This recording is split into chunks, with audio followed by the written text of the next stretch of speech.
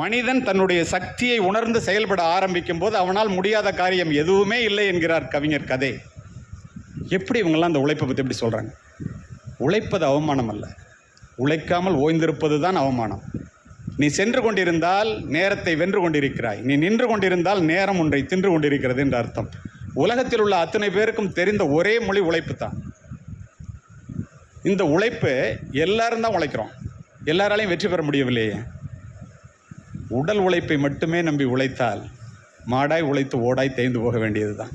இது knowledge economy இருக்கிற நாள். அப்படின்னா நம்முடைய மூளையை உபயோகிக்க வேண்டும். சாண்டில்யர்களாக இருந்தது போதும், சாணக்கியர்களாக மாற கற்றுக்கொள்வோம். அதுதான் இன்றைய தேவை. அப்படி என்றால் இந்த உழைப்பு எப்படிப்பட்டதாக இருக்க வேண்டும்?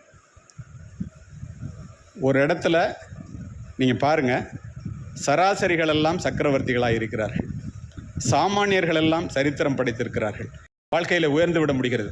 ஆனால் உழைப்பு இல்லாமல் ஒருத்தர் உயர்ந்ததாக சரித்திரம் உண்டா? நினச்சி பாருங்கள். எந்த தொழிலாக இருந்தாலும் உழைப்பு இல்லாமல் உயர்ந்ததாக சரித்திரம் கிடையாது.